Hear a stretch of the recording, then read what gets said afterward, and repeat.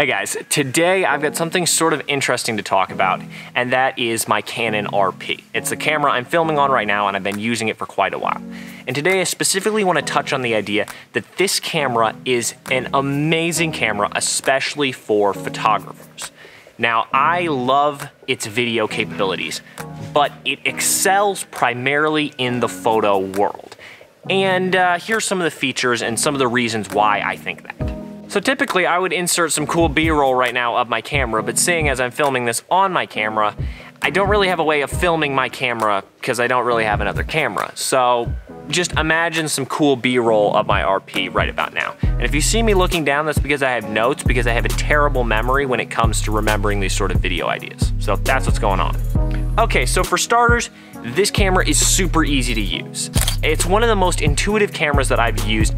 Even if you're not a pro at manual settings, the automatic settings are pretty decent. It's got great stuff like silent shutter mode, so it's completely quiet.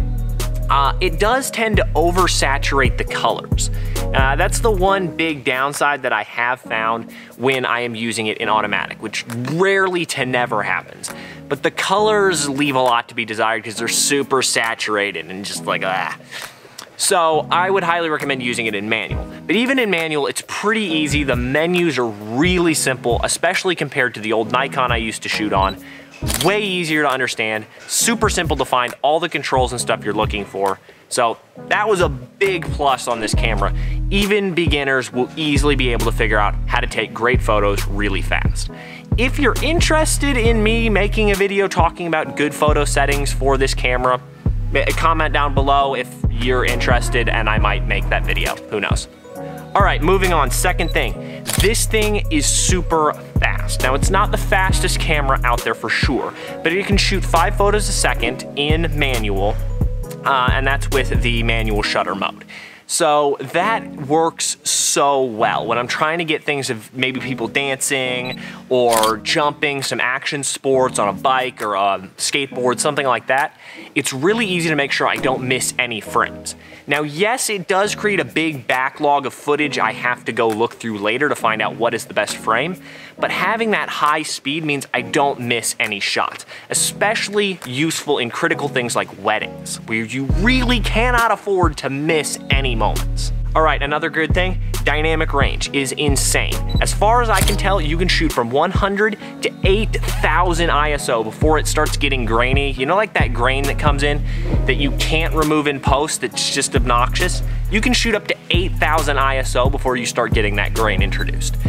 Super helpful. And now that is me shooting with an f4 lens. So not even the brightest aperture there is, and I was easily able to shoot indoor photos and stuff, no problem. Would it be better to shoot at a lower ISO? Yes, but you can shoot up to a higher one. The ISO that I found works about the best is around 200. 200 ISO seems to work really, really well on this camera. Another thing, let's go great quality.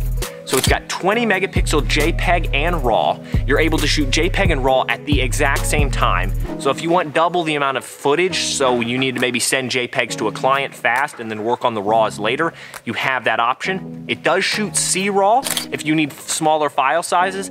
But again, I found shooting those C-RAW and the smaller JPEG, they can be very difficult to edit later in Photoshop. I would just recommend use the high quality stuff. You have the option on this camera, just use it. All right, so those are just the specs and stuff that I just, sort of have to put out there. But basically what I really wanted to say is the actual user experience on this camera. It's small enough that it's easy to put in your bag or carry around for a long time without getting tired. And that's important when you're doing especially things like weddings or long events, sports meets, things like that, where if you had a big camera, carrying it around can get very tiring, very, very, very fast, and it's just obnoxious. Another thing I've noticed is the viewfinder tends to be slightly darker than the screen. The screen tends to be brighter, and the end result of the picture is usually more like the screen than it is on the viewfinder. So again, use that with a little bit of caution to know which one to film on. The RF lenses work so well for photos. Every little detail is so sharp, and when you're shooting 26 megapixels, I can take a photo like this and crop it into something like this without compromising a lot of photo data. So even if you're shooting on a wider lens like a 24, you can crop in your photos to get a brand new type of dynamic range. So that's, you know, that's really not dynamic range. You guys know what I mean. So that sort of thing is super helpful because it allows you to get multiple shots out of one photo.